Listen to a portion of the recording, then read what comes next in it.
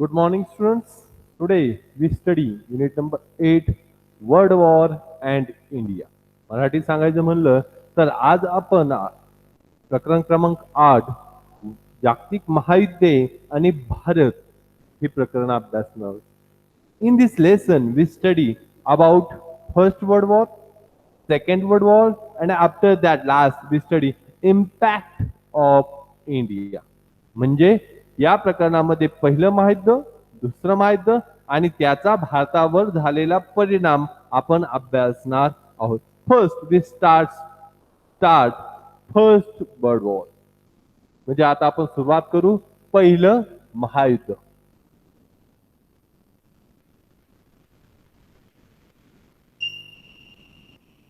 First world war we start in 1914. 1914 साली First World War start and end period year is 1918. म्हणजे 1918 साली पहिलं महायुद्धाचा शेवट. Starting first world war start after that second world war and after that impact of India. First world war many reasons. पहिल्या महायुद्धाचे खूप सारे कारण आहेत. Start which period this reason will start in latter half period of 19th century. म्हणजे 19व्या शतकाच्या उत्तरार्धातून याची कारणांची सुरुवात झाली. Later why this period reason start because industrialization start in european countries. म्हणजे 19व्या शतकाच्या उत्तरार्धात औद्योगिकरण चालू झालं. We start industrialization will start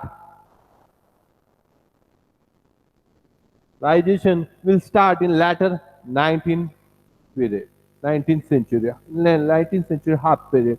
Industrialization start, that's why production will start. Machines, different machines will use in industrialization. That's why product quantity start. Quantity of products will making start. That time they need a raw material. म्हणजे industrialisation म्हणजे औद्योगिकरणाची सुरुवात झाली आणि औद्योगिकरणाच्या सुरुवातीनंतर प्रामुख्याने त्यासाठी उत्पादन वाढलं, कारण वेगवेगळ्या मशीनचा वापर सुरू झाला आणि वेगवेगळ्या मशीनचा वापर सुरू झाल्यानंतर त्यासाठी कच्चा माल आणि विक्री करण्यासाठी व्यापारी पेठा या दोन्हींची निर्मिती झाली. Mainly industrialization start in European countries. Which countries industrialization start? In the European countries. That's why mainly competition starts in the European countries. Search raw material places and market. Raw material and market. म्हणजे औद्योगिकरण झालं, पण त्यानंतर स्पर्धा निर्माण झाली देशामध्ये. कशासाठी? कच्चा माल आणि विक्री करण्यासाठी व्यापारी पेठांसाठी. त्यामुळे युरोपियन देशांमध्ये याबाबत एक प्रकारची स्पर्धा सुरू झाली. काय चालू झाली? स्पर्धा. That's why race is start. Race is a start. Race after race will we start, that time problem will start, because every country wants raw material, every country wants market. That's why every country start like क्या कर सकते हैं हम उसे, capturing area start. Every country start capturing area. That's why war situation start in Europe like a cold war. म्हणजे raw material आणि मार्केटमुळे स्पर्धा चालू झाली आणि त्यामुळे याच युरोपीय देशांमध्ये युद्धजन्य परिस्थिती निर्माण झाली. आणि युद्धजन्य परिस्थिती जशी होती तिला आता नंतरच्या कालखंडात जसं शीतयुद्ध लढलं गेलं, त्या शीतयुद्धासारखी परिस्थिती युरोपमध्ये कालखंडामध्ये निर्माण झाली. अब या कंडीशन स्टार्ट हुई मार्केट के लिए. अब झगड़ा स्टार्ट हुआ. इस वजह से European mainly European countries go to Asia and Africa. European countries go to Asia and Africa. Why? Raw material and market. म्हणजे युरोपियन देश कुठे गेले प्रामुख्याने? आशिया आणि आफ्रिका खंडामध्ये गेले. कशासाठी? तर कच्चा माल आणि व्यापारी पेठांमध्ये. हे झालं. चलो, आणि त्यानंतर तिथे गेल्यानंतर त्यानंतर या युरोपीय देशांचे दोन गट निर्माण झाले. कोणते गट? किती गट निर्माण झाले? दोन गट. एका गटाचं नाव होतं अक्ष गट आणि दुसऱ्या गटाचं नाव होतं दोस्त गट.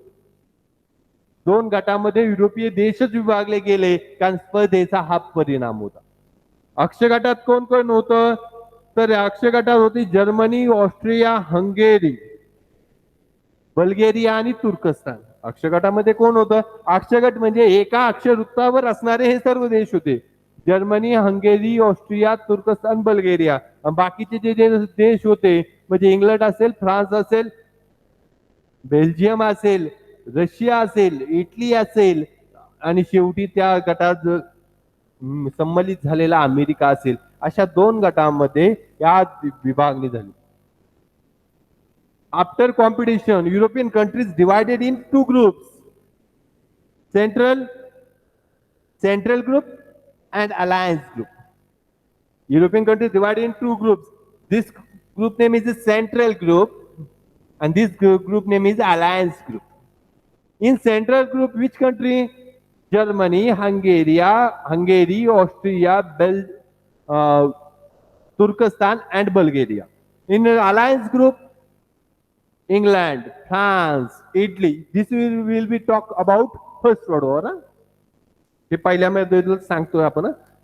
Alliance group England, France, Italy, USA, Russia and Belgium. This group name is alliance group. Competition start, and that time one incident do in Siberia. म्हणजे एक अशी घटना घडली, तत्कालीन कारण घडलं ज्याने पहिल्या महायुद्धाची ठिणगी पडली. Me start this incident after first world war be started. Which incident? Austria prince. Which country prince? Austria, not Australia. Australia आणि ऑस्ट्रेलिया वेगवेगळा आहे. हे ऑस्ट्रिया कुठे आहे? युरोपमध्ये. ऑस्ट्रेलिया हा एक वेगळा खंड आहे. In Austria prince archduke Ferdinand. Which country prince दिस?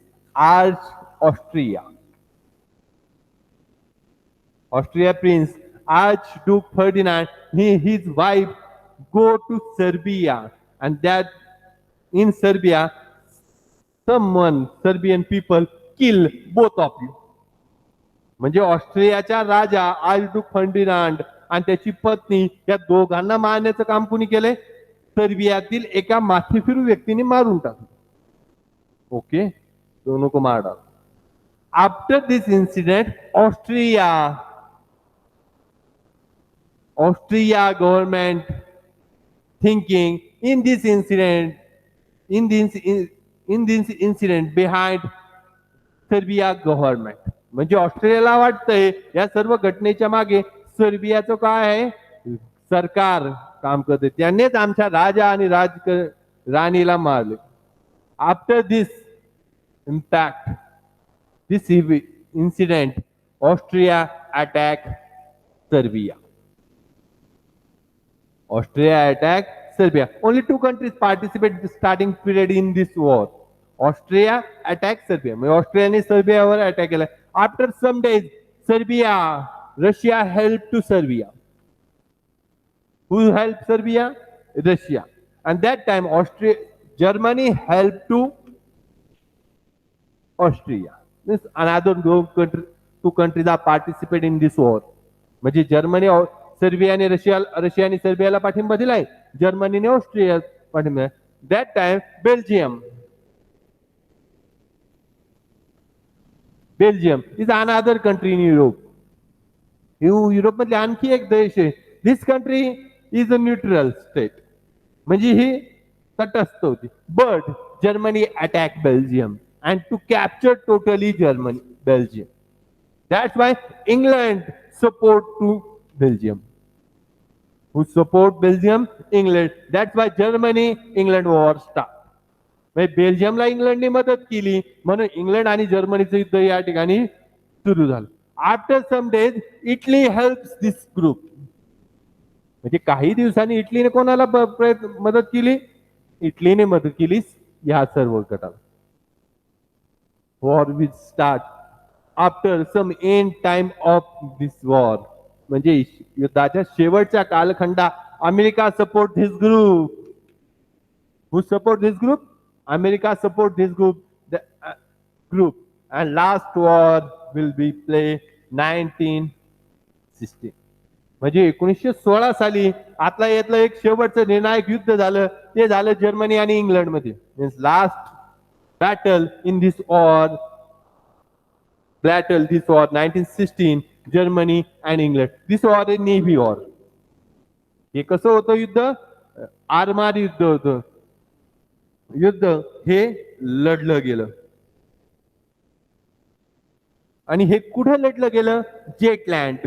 हे उत्तर समुद्रातलं एक ठिकाण आहे. आरमारी म्हणजेच उत्तर समुद्रात लढलं जाणार आणि ते कुठे लढलं गेलं? जेटलँड. आणि या युद्धामध्ये इंग्लंडने जर्मनीचा पराभव केला आणि त्यानंतर पहिल्या महायुद्धाचा शेवट झाला. In 1960 battle England defend to Germany in Jutland. This place in North Ocean and after this war, this group lost in First World War. This group victory in First World War.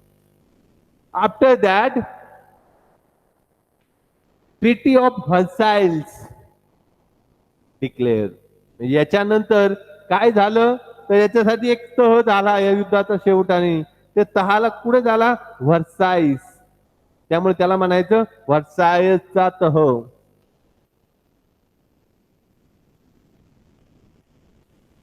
व्हर्सायस treaty of व्हर्सायस और व्हर्सायस तह. आणि त्यानंतर हे पहिलं महायुद्ध संपलंय. Which year? 1918. म्हणजे 1918 साली पहिलं महायुद्धाचा शेवट झालाय. And why after that condition will be changed. Every political leader in Europe don't want again this type of war. म्हणजे युरोप मधला कोणताही सत्ताधीशाला असं वाटत नव्हतं का असं परत महायुद्ध व्हावं जेणेकरून प्रत्येकाला या महायुद्धाची झळ बसलेली होती. Anyone, no one want this type of war again. That's why American President Woodrow Wilson,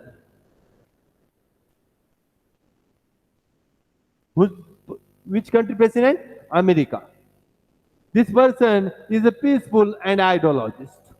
President of America. म्हणजे अमेरिकेचे राष्ट्राध्यक्ष शांतताप्रिय आणि हुशार होते विड्रो विल्सन. त्यांनी एका संस्थेची निर्मिती केली. त्याला नाव दिलं राष्ट्रसंघ. In this organization name in English, League of Nations. Main of this organization to create a peaceful condition in world. म्हणजे या संस्थेचं महत्वाचं उद्देश काय आहे तर जगभरामध्ये शांतता प्रस्थापित करणं. जे तंटे असतील आपापसातील ते तिथेच मिटवणे. Main of this organization found, but organization will America founder of this organization America, but America not get a membership of this league. म्हणजे अमेरिकेने या संस्थेची स्थापना केली पण अमेरिकेने सदस्यत्व घेतलं नाही. Another one thing, those countries in First World War, they not get a membership. म्हणजे जे पहिल्या महायुद्धात हारले त्यांना या राष्ट्रसंघाचं सदस्यत्व दिलं नाही. म्हणजे अमेरिकेने सदस्य नाही घेतलं. अमेरिका झाली नाही सदस्य. जे हारले ते पण सदस्य नाही. Only which country member this league of nation, म्हणजे राष्ट्रसंघाचे सदस्य कोण झाले? England, France, Italy. Those countries are victory in first world war. म्हणजे पहिल्या महायुद्धामध्ये जे जे जिंकले ते सर्व याच्यामध्ये सदस्य झाले. बट अमेरिका काही सदस्य झालं नाही. That's why England and France hold this organization. याच्यामुळं काय झालं? अमेरिका नाही राहिलं, यांना सदस्य दिलं नाही, मग या संघटनेवर वर्चस्व कोणाचं प्रस्थापित झालं? इंग्लंड आणि फ्रान्स. England and France control this organization. Okay, you understand all of you? Okay, write down causes separate and incident separate. Point to point you note. After that you understand all everything. म्हणजे जर तुम्ही हे मुद्दे सूत लिहून घेतलं, फळ्यावर लिहिलं होतं तसं, तर तुम्हाला प्रत्येक ही गोष्ट परत लक्षात ठेवायला सोपं जाईल. आणि या वर्षी आपल्याला अत्यंत थोडक्यात हे तुम्ही पूर्वी पण अभ्यासलेलं आहे तेच थोडक्यात आपल्याला अभ्यासायचे आहे. पुढच्या लेक्चरला आपण दुसरं महायुद्ध अभ्यासू आणि त्यानंतर भारतावरील परिणाम अभ्यासू. Thank you very much.